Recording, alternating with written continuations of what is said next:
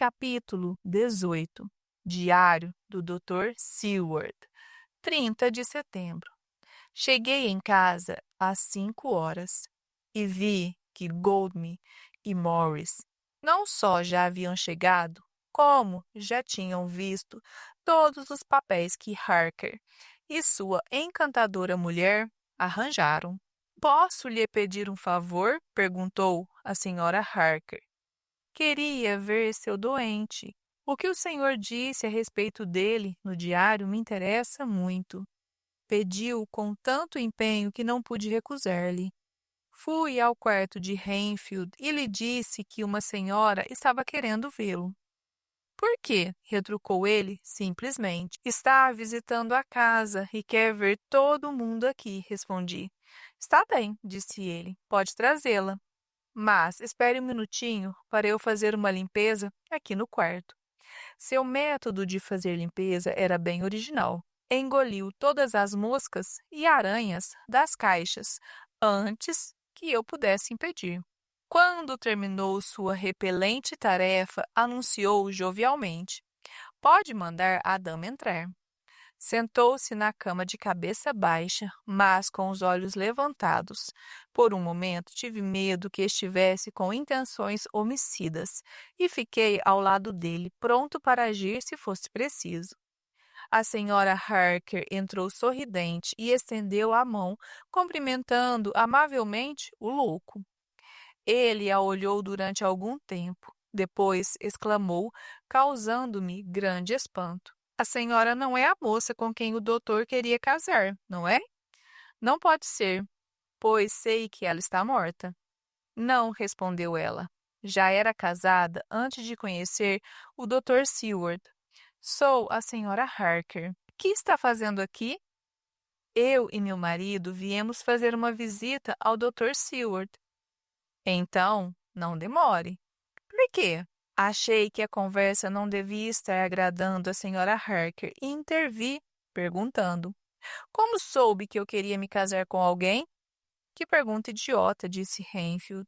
Não vejo por que, Sr. Renfield.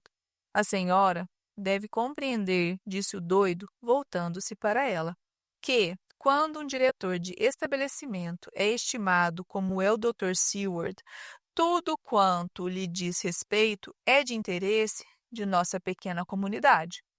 O Dr. Seward é estimado não apenas pelos parentes e amigos, mas também pelos seus pacientes, alguns dos quais, devido ao desequilíbrio mental, costumam confundir a causa com o efeito.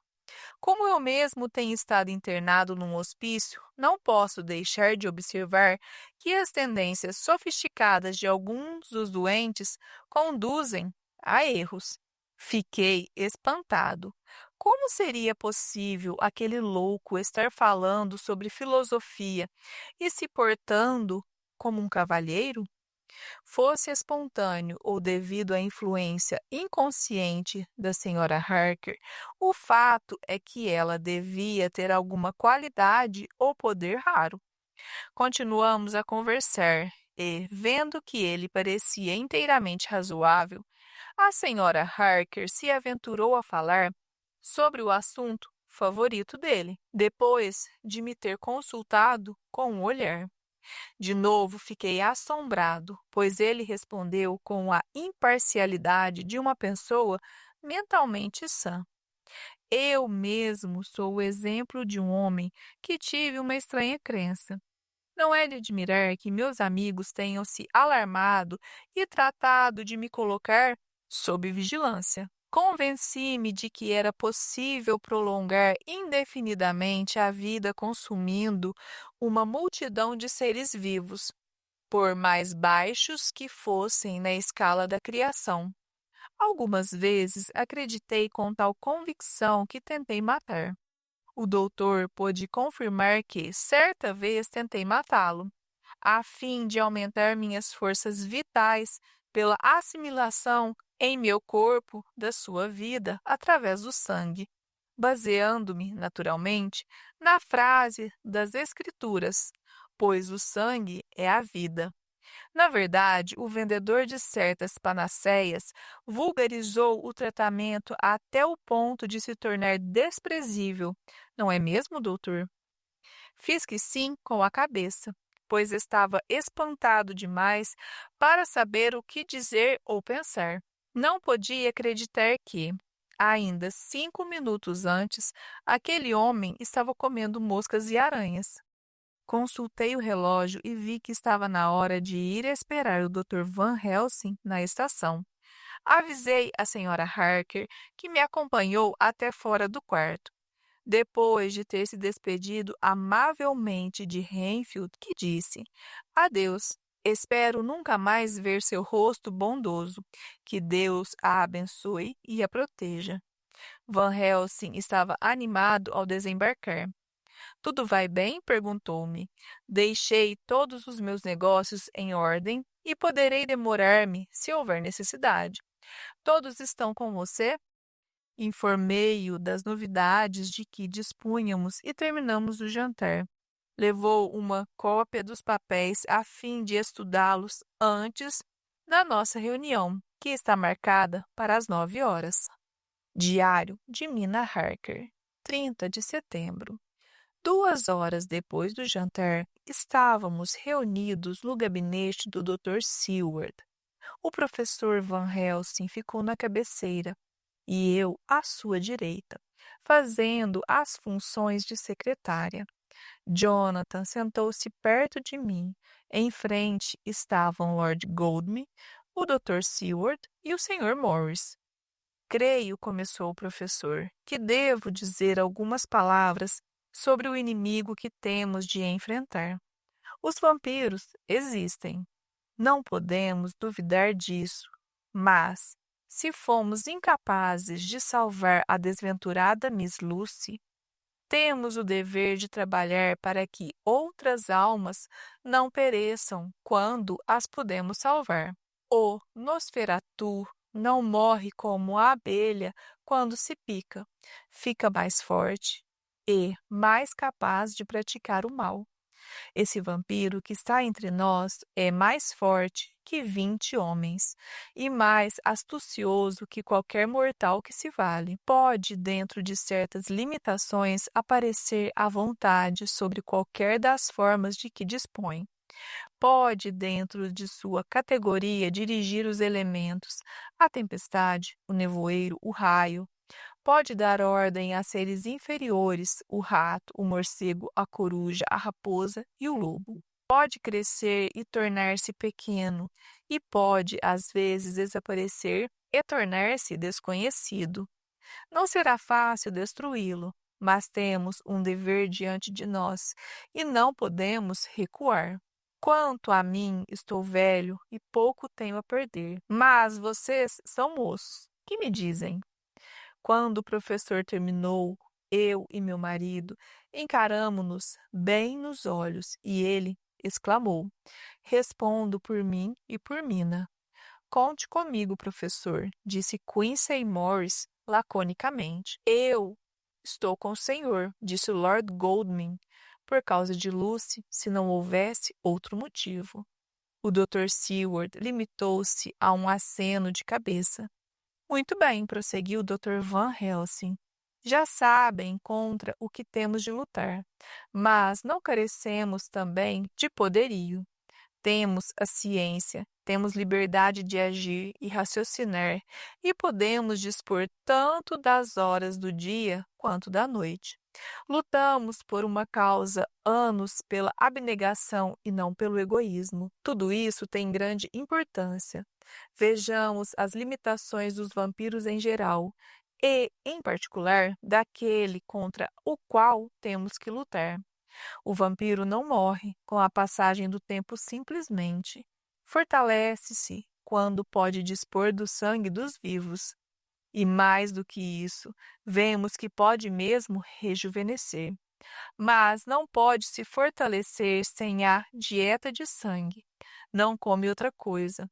O amigo Jonathan, que morou com ele durante semanas, jamais o viu comer.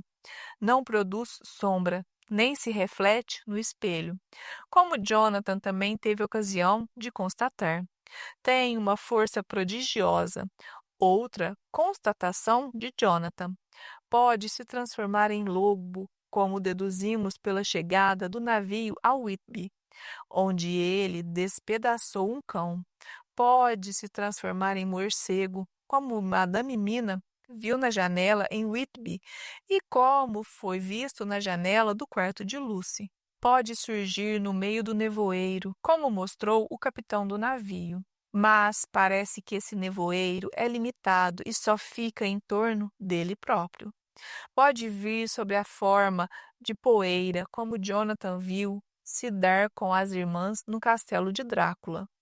Pode se tornar pequeniníssimo, como nós próprios vimos quando Miss Lucy entrou numa fenda diminuta para o túmulo. Pode ver no escuro, o que é uma grande coisa. Pode fazer tudo isso, mas não é livre. Está mais preso que o escravo na galé ou o louco na cela. Não pode ir aonde quer. Não pode entrar em lugar algum pela primeira vez, a não ser que alguém da casa o convide, embora depois possa entrar à vontade. Seu poder, como o de todas as coisas malignas, cessa com o nascer do dia. Apenas em certas ocasiões tem uma liberdade ilimitada. Se não está no lugar ao qual pertence, só pode se mudar ao meio-dia ou no momento exato do nascer e do pôr do sol. Assim, ao passo que pode fazer o que quer dentro de seus limites.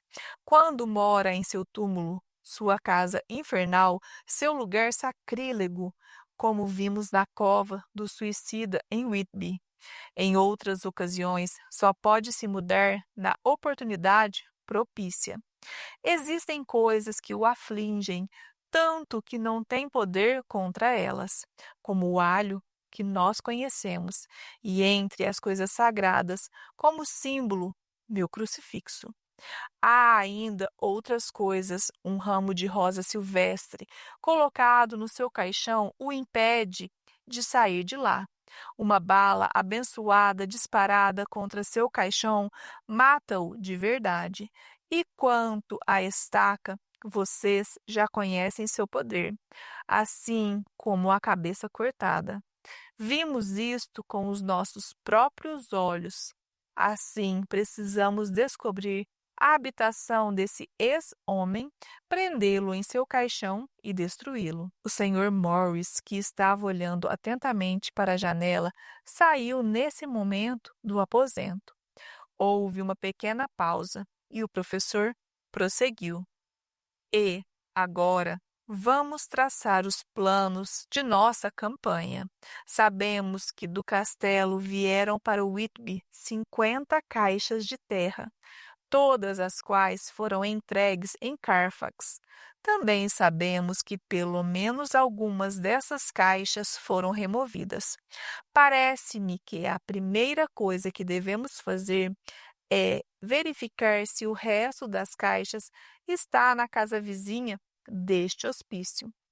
Um tiro de pistola disparado do lado de fora o interrompeu. A vidraça da janela foi quebrada por uma bala que, ricocheteando, foi se cravar no alto da parede do gabinete. Todos os homens se puseram de pé. Lord Godalming correu até a janela e abriu-a. Ouvimos então a voz do Sr. Morris vinda do lado de fora. Desculpe-me por tê-los assustado. Foi uma tolice minha e peço-lhe 1000 desculpas, Sra. Harker. Receio tê-la assustado muito. Mas é que, enquanto o professor estava falando, apareceu um grande morcego que pousou no peitoril da janela. Por causa destas coisas que têm acontecido, tomei tanto horror desses bichos que não pude me conter e saí para atirar nele. Como faço agora, sempre que vejo um morcego? Acertou? Perguntou o Dr. Van Helsing. Não sei, acho que não, pois ele fugiu para o bosque. Tornamos a nos sentar e o professor prosseguiu. Precisamos descobrir aquelas caixas, capturar e matar aquele monstro em seu esconderijo. Ou, então, por assim dizer, esterilizar a terra de maneira que ele não possa mais procurar proteção nela. Assim, poderíamos encontrá-lo em sua forma de homem entre o meio-dia e o pôr do sol, quando ele é mais fraco. Quanto à senhora, Madame Mina, de agora em diante deve se poupar. Quando nos separarmos hoje, a senhora não deve mais fazer perguntas. Oportunamente nós lhe diremos tudo. A senhora é nossa estrela e nossa esperança, e queremos agir sabendo que não corre os mesmos perigos que nós. Nada pude fazer a não ser concordar. Como não há tempo a perder, proponho irmos imediatamente ver a casa dele, exclamou Morris. Para combatê-lo, o fator tempo é da máxima importância. A proposta foi aceita e todos saíram. Vou deitar-me e fingir que estou dormindo, para que Jonathan não fique ainda mais aflito quando voltar.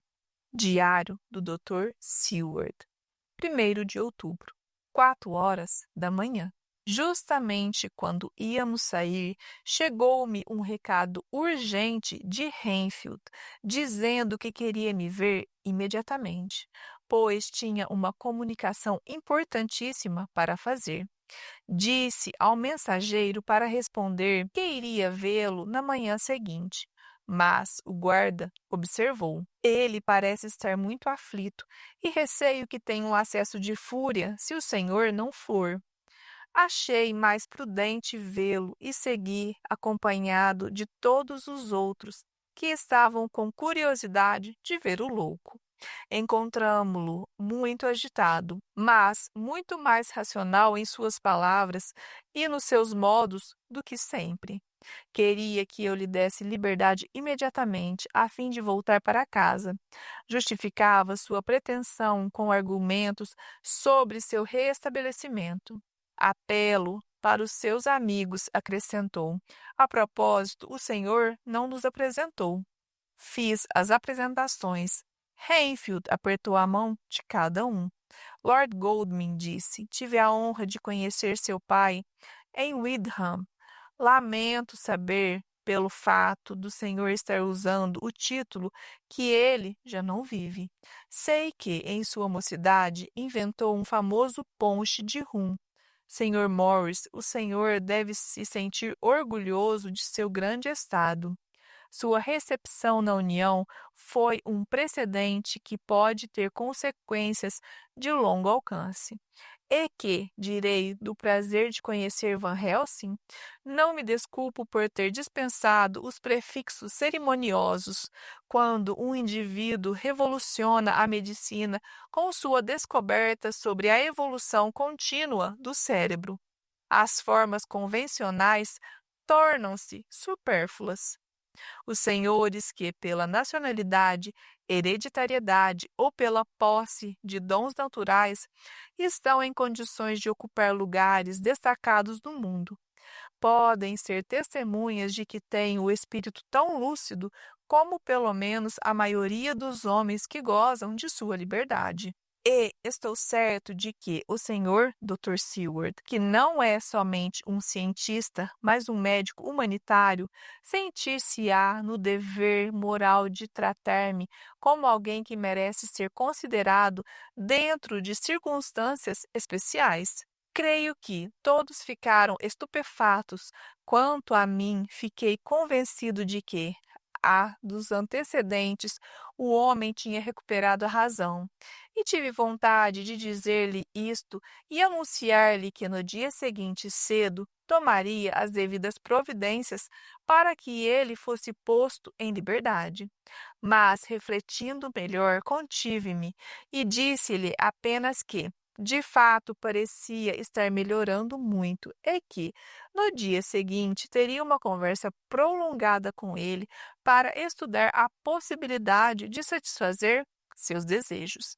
Creio, retrucou ele vivamente. Como eu não respondi, ele me olhou, depois olhou para os outros. Será possível que errei em minha suposição? Perguntou. Errou, respondi com uma franqueza que eu mesmo achei brutal. Então, acho que devo modificar a natureza do pedido. Permita-me que peça essa concessão, esse privilégio. Sou levado a implorar em tal caso, não por motivos pessoais, mas para o bem de outros. Não posso lhe explicar todos os motivos, mas pode acreditar que me são ditados pelo dever. Se pudesse ler o meu coração, aprovaria inteiramente os sentimentos que me animam. E, mais do que isso, poderia me considerar um de seus melhores e mais leais amigos. Van Helsing, que o encarava fixamente, perguntou-lhe então: Pode me dizer com toda a franqueza o verdadeiro motivo que o leva a desejar ser posto em liberdade esta noite? Se me disser, comprometo-me a conseguir que o Dr. Seward lhe conceda o que pede. Nada posso dizer, retrucou Renfield. Se eu pudesse, não hesitaria um momento. Mas não sou senhor de mim, mesmo nessa questão. Só lhe posso pedir que confie em mim. Se me recusarem, a responsabilidade não recairá sobre mim. Achei que era tempo de acabar com aquilo e convidei os outros a se retirarem.